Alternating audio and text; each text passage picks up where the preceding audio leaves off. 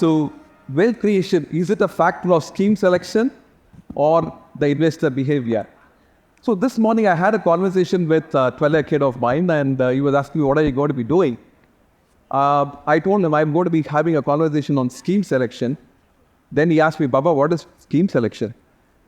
Then I said, you play cricket, you watch cricket. So there are cricket selectors.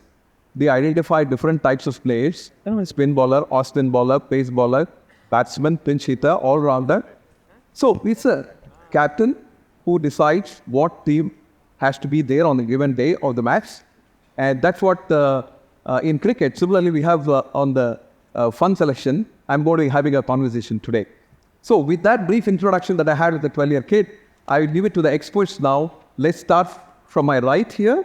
Mr. Gaurav, your take on as far as what is important as far as the scheme selection or the investor behavior.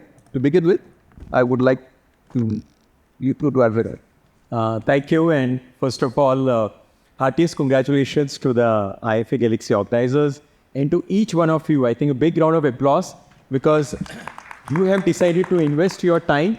And I've been coming to IFA Galaxy from so many years, and it is becoming much, much bigger and better every year. So heartiest congratulations to everyone. I think the way I look at to answer your question is, it's not a question about product selection or investor behavior. It's about and it's not about or. So both are equally important. And the way I look at in terms of, if I touch base both the aspects, when you look at the product selection, I think we have to look at it from a perspective of not only product selection perspective, but much before that, fund house selection. When you look at in terms of what is a checklist as an asset allocator or as a distributor, as a partner, I am following. In terms of my checklist, what is that, whether in terms of the fund house, what kind of process they have, in terms of what is the pedigree, what is the vintage of the funds which they have. In terms of products, when I look at only the returns, or when I look at, even in terms of the liquidity of the profile, portfolios, do I also consider in terms of the concentration risk which is there? So I think that entire product selection process is an outcome, but there is a much more science and the chemistry which is involved as far as that process is concerned, which is also equally important. Of course, as far as the investor behavior is concerned, I think you all are the behavioral coaches. And I think clearly there are studies by studies which have clearly proved that in terms of the wealth creation for any investor, the most important aspect is in terms of the behavioral aspect and the behavioral coaching which you are helping, the kind of hand-holding which you are doing. And therefore, I think there is a lot of importance which maybe investors in a short term don't appreciate, but doing nothing for an investor actually contributes to the maximum in terms of the wealth creation. Right. Even, for example, if you look at Fidelity, I think they did this study, and the investors, those who have actually done nothing for years, they actually created the maximum wealth. Right. So that investor behavior is extremely important, and particularly, for example, if you look at, there are certain categories where investors would be biased for an action because they see a significant amount of returns in that particular category. Right. Now, as a behavioral coach, it is very important that to make them aware in the kind of risk which is being there, and therefore how do you intervene him to do an asset allocation rather than only chasing the returns. Right. And your views, Mr. George, on what's the significant contributor as far as the wealth creation is concerned? Yeah, I feel it's the investor behavior has a lot more to do. But when I say investor behavior, if we look at our past patterns, let's say during global financial crisis or early 2010s. So whenever the market corrected sharply, we saw a very sharp dry out in liquidity which happened in the subsequent 2-3 years. And thankfully that has not been the case in the last few years. I think one of the important factor in terms of controlling that kind of irrational behavior is understanding how different funds would behave in certain environments. For instance, a value fund, it may not do well in the last phase of a bull market, but a growth fund will do. So it is important to have a mix of styles and methods in which the investor has. And it's also important how the investor looks at the returns and things. So you emphasize that behavior is more important as far as the wealth is concerned? Yeah. Okay. I'll just come over to you, Mr. Akhil. Well, according to you, what plays a significant role? Does fees and expenses matter as far as the scheme selection is concerned? Overall, does it matter in the fund selection and your views on? No, certainly not. I don't think of.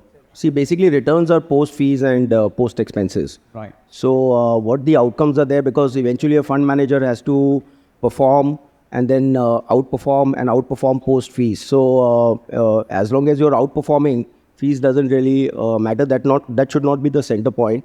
I think the center point should be like I think Gaurav spoke about the track record of the fund manager, the institution which you are dealing with, the longevity of that fund house, how it is different, what is the philosophy of the fund house or the fund manager. I think all of these things are more important, which can give you certainty of outperformance post fees.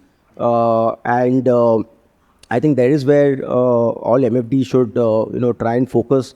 There have been a lot of talks which I heard in the last 2 or 3 hours, and I think everybody has spoken. Ajit also emphasized that buying funds on performance or buying funds on track record. I think buying funds on solely on performance could be detrimental, right? So performances will come and go. In long term, it's all about equals. So it's more important that we spend a lot of time understanding the fund house, philosophy, fund manager, behavior, style, trying to understand which fund house will perform in which kind of a cycle, and then diversifying across managers. I think that is where we have to spend time, and then eventually how the client's portfolio's overall return or the average return, does it meet the requirement or the goal of the client rather than individually appraising the fund. So fees is secondary. Fees is there everywhere. There's nothing free in life, honestly. Right? Even if you buy an index fund, there is a fees. So there is a tracking error. Or at the end of the day, the requirement of the client, how it's met by the portfolio is what your view. Absolutely. Yeah. So I'll move on to Mr. Mayuk. Your views on the scheme selection vis-a-vis the investor behavior. What matters most? Let me take a proper, not an either or, and take an either situation. I don't think so. Fund selection is as important as we talk about. Probably asset class selection is a more important factor. Right. And that is where, from that you can control the behavior. Yeah. Once you have selected the asset class, that's where most of the discussion should be. And after that, it's more about just staying on that path and ensuring that the client behaves as per the path chosen. Unfortunately, that is how we have bombarded with so much information daily that sticking to that path is extremely difficult, because most of our investment and other decisions will be on recency bias. And today in India, funds are being bought or being sold are based on recency bias, whether we like it or not. And even people are exiting also out of funds on the basis of a very short tenure. So that's why the investor experience and the investment return are divergently different, and it will continue to be the time till we don't control them. That's my take on that. Okay. So we talk about the fund diversification, the multi-asset fund, dynamic asset allocation funds. So does that play a vital role in the scheme selection? Is that enough, or is that more to it? So when we look at choosing different asset classes, obviously it has to be the less coordinated one. So for instance, in the recent multi-asset NFO which we are going on, so we recommend a gold allocation of 10 to 20% in that fund. And the primary reason is gold is the least correlated with equity even compared to debt. Okay. So in a crisis period, it could even show negative correlation or very less correlation with equity. So from an investor perspective, where this primary equity allocation is on has taken a beating, he has more in terms of his gold part to reallocate to equity and ensure a reasonable experience. Right. Gaurav, you recently spoke about 3 actually. A lot of emphasis is on SIP. Would you like to talk about the other 2 S with the larger MFD group at the year, which is given least of attention?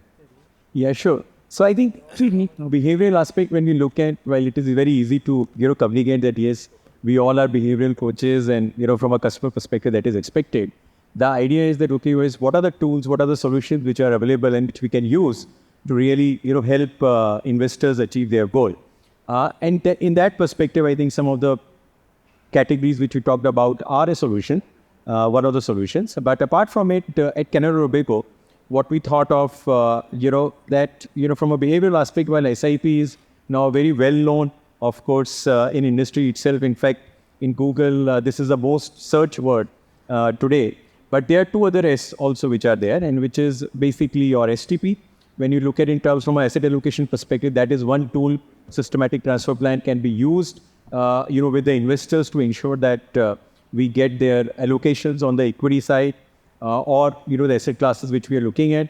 And then, of course, the third is in terms of solution, I think, which Ajit also talked about today in the morning, which is in terms of if you look at the goals like income or, the post-retirement, cash flows, if we have to look at it, I think that is an SWP, which is again, so as far as mutual fund industry is concerned, while there are underlying products which are there, but from a tools perspective, SIP is just a beginning.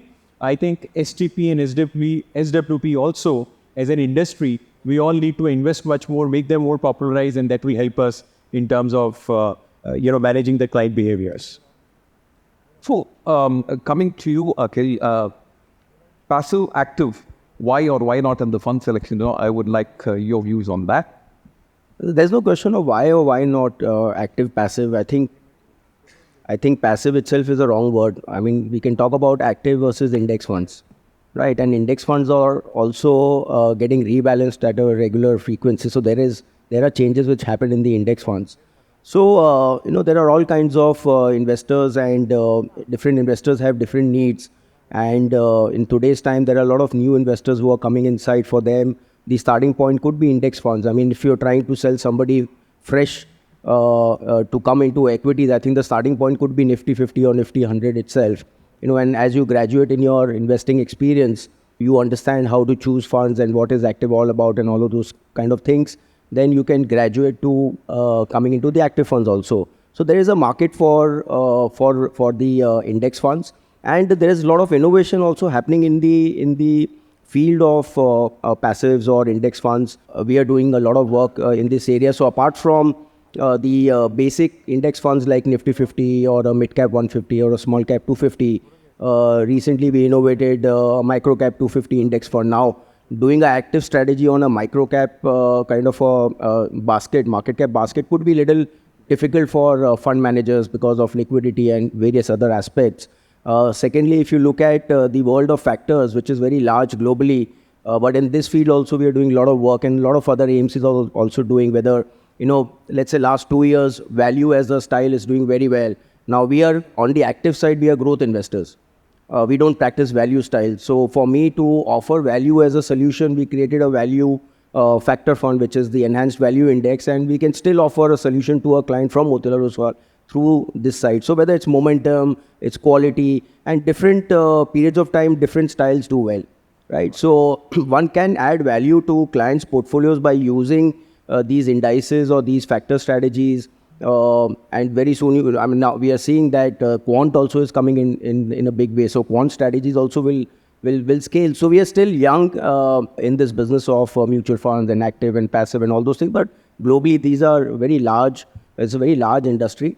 And as our markets will also mature, these categories also will become equally big. I can tell you that if we do 100 rupees sale every month, 40 is coming in index and 60 is coming in active. So there is an audience somewhere. Only thing is, and let me tell you in this closed room, that most of the time the MFDs, they tell me that passives we don't earn, but that's not the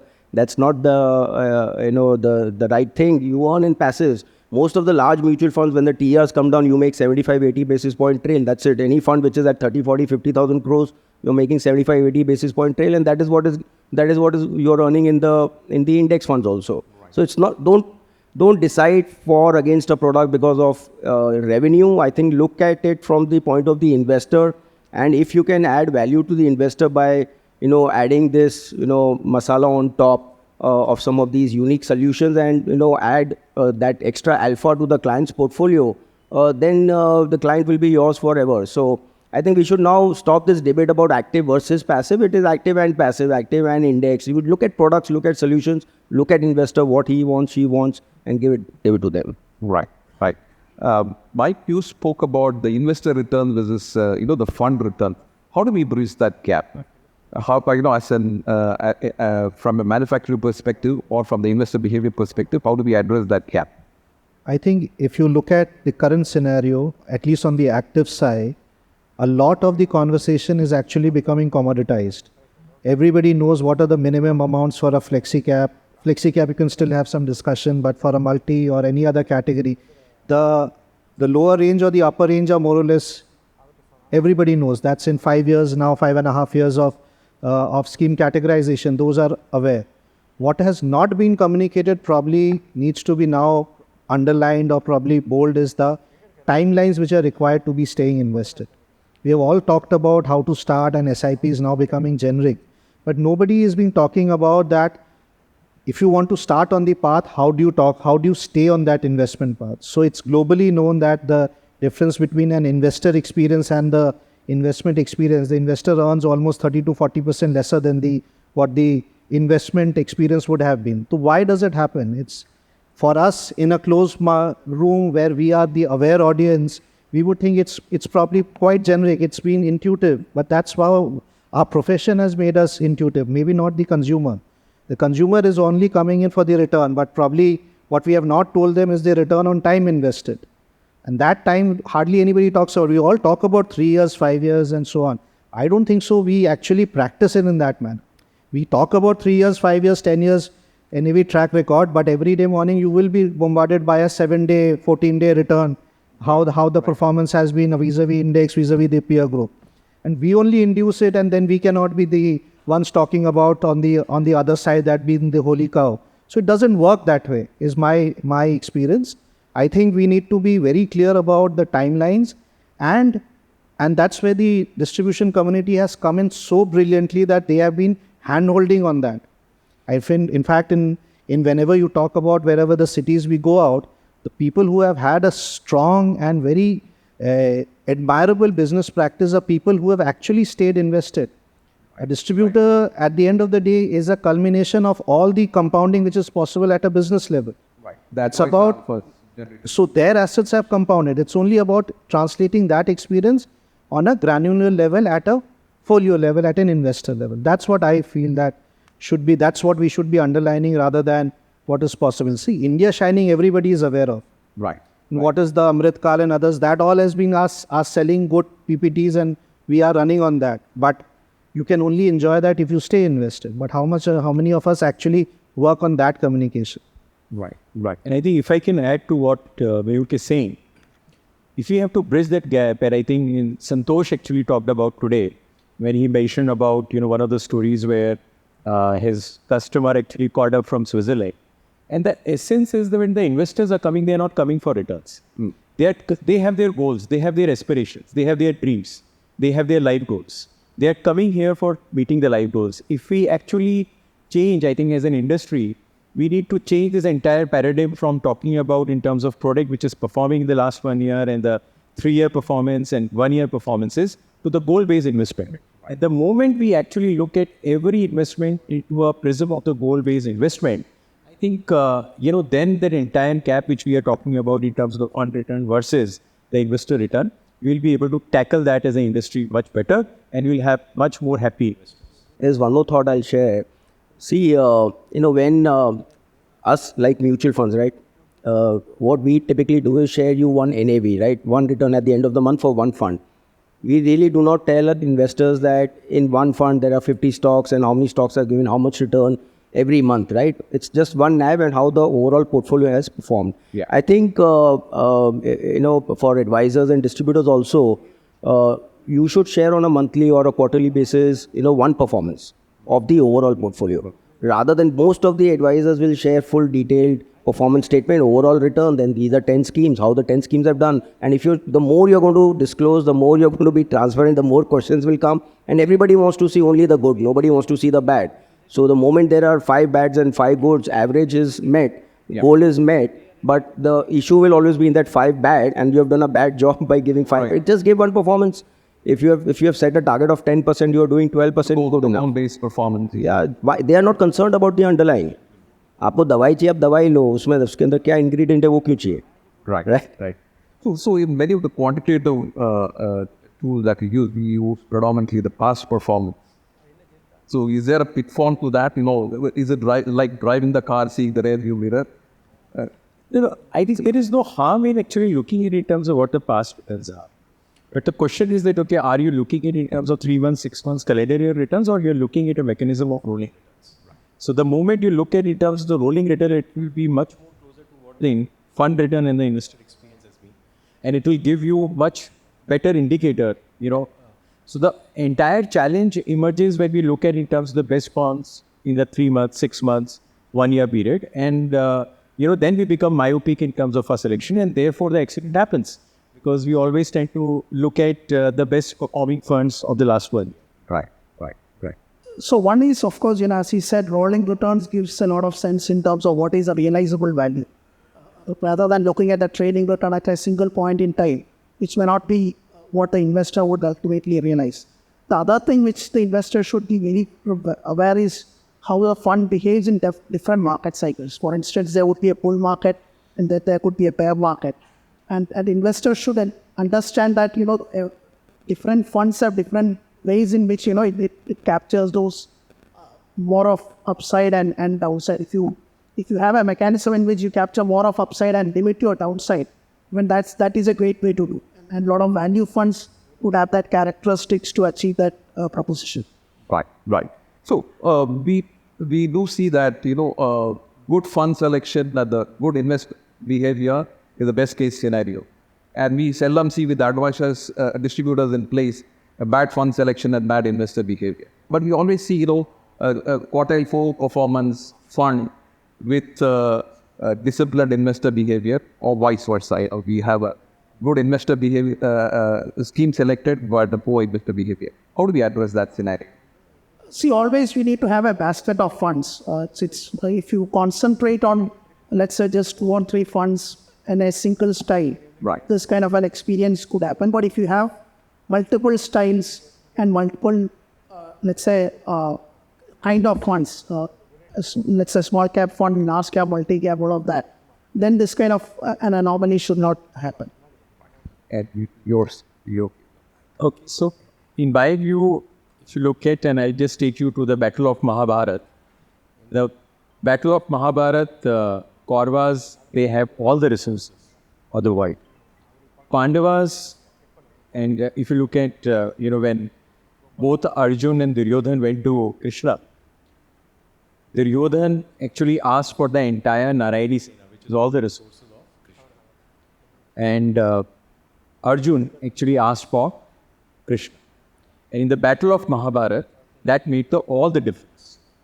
And that's exactly when you look at from an investor perspective. I believe that all of you, the Krishnas, will make much more difference in terms of the wealth creation of the investor rather than only looking at some of the funds which are performing on a 1 year or 3 year basis. So it is all of you Krishnas who are the behavioral coaches who can actually help build clients' wealth creation journey in this entire period.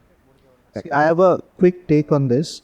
What possibly people who are practitioners, MFDs could look at it is that usually 90% of your schemes will be accepted by investors on the basis of what is the current performance has been. If you could just bring in one more filter while choosing the funds, just look at the probability of how this fund could behave in the next, say recently in the next 12, 18 months. What could be a clear narrative would be, let's say, how would an investor behave if today they come in at mid and small at what is considered to be its high. You don't know whether it's actually the high or when you end in, if you look at a 10-year perspective, maybe not. But the next 12, 18 months, if somebody comes into categories or asset classes which have run up, there is a fair chance that people may behave in a different manner. All I would say is that a quick fix would be look at the probabilities of what could happen in that scheme selection or asset class selection, and against that probability match, how could your client behave on that? If you think that that behavior will be something which you can manage from your business perspective, please go ahead. At least you know what the probabilities would be and match, you know their behavior best. You sometimes know your clients better than probably they know themselves how they will behave during market cycles. And one clearly is an example which you see with any good MFD practice is all of them who have seen cycles, their clients have seen cycles, they behave very differently. It's all about time there. It's mostly the people who have started new or people whom you don't know very so well, they are the ones whose behavior may not be under your control, but others, I think mostly people have been able to control that. So probability and behavior, if you can match that, I think you'll have a good experience. Second of that? Yeah, I think all the points made are relevant here. I think a good combination of what has happened in the past and what is likely to happen in the future is important. I think one question everybody should ask themselves is that, the average aging of equity assets is about 2.5, 3 years. Why is this happening that every 2.5, 3 years the investors redeem, and they are not going out of the industry, but they're redeeming to buy into something which is doing good then, and then again the whole cycle of buying the best and then going down and then again buying the best. This whole cycle, I think we have evolved in the last 20 years, right from learning how to selling a mutual fund when I started my career, or a lot of my colleagues out here, to learning to sell that if you're selling mutual fund, it has to be diversified. And then we learned that don't do sectoral. Then we learned that SIP is the best way to do. I think now all of these things we have learned.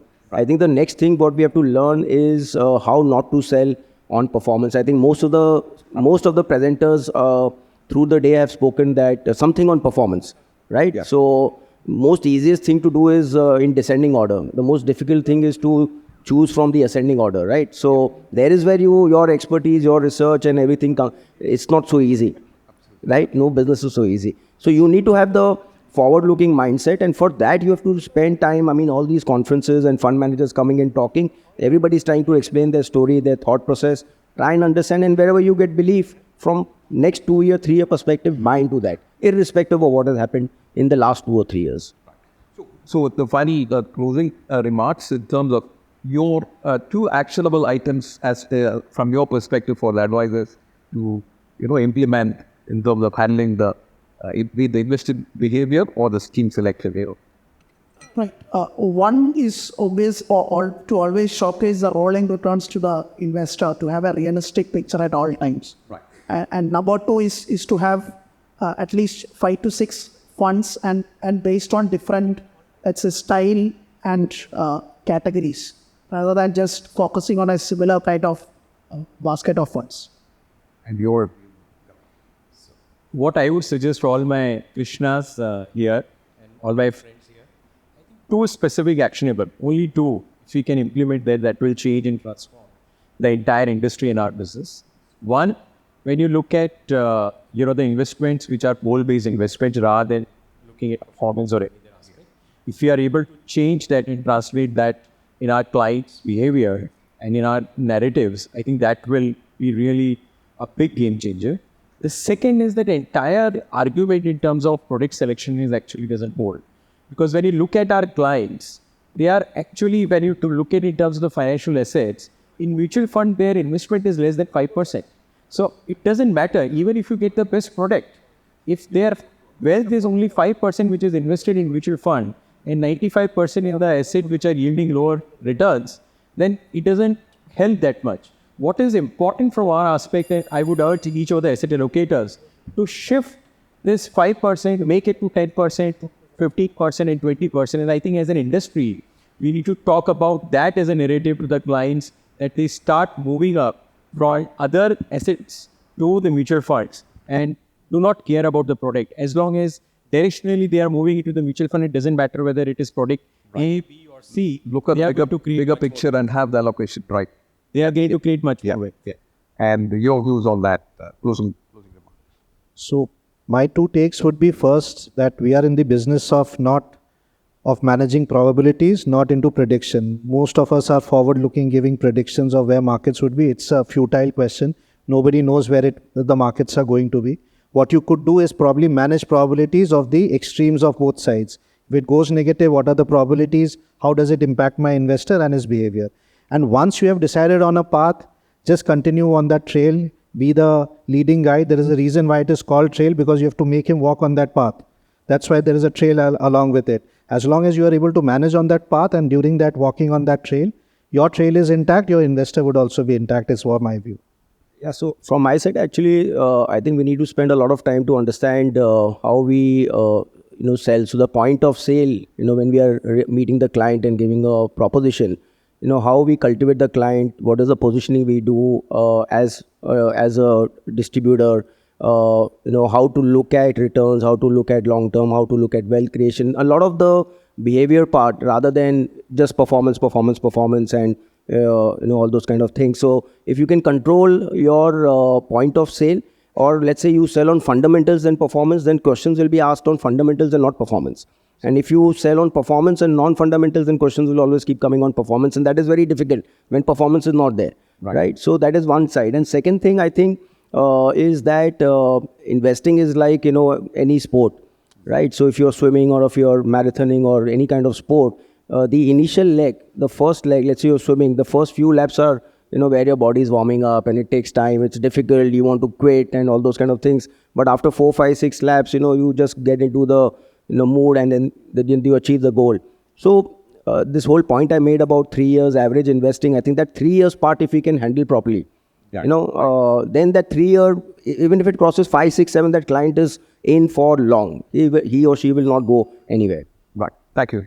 So, when I spoke to you about the first part of the discussion that I had with the 12-year-old kid, he said the team is as strong as the players of that particular team, and the outcome depends on that. Then suddenly he came up with the second part of the answer. What is that behavior you're talking about? I said, behavior is your attitude to the game. Oh, you're talking about Lagan. So where there are not great players in that team, but still they had that passion, the grit to win and the hunger for winning. As long as the investor is disciplined, I think that is nurtured by the respective distributors of the distributors. We can have a winning combination of meeting their goals. Thank you so much for. Absolutely. Thank you.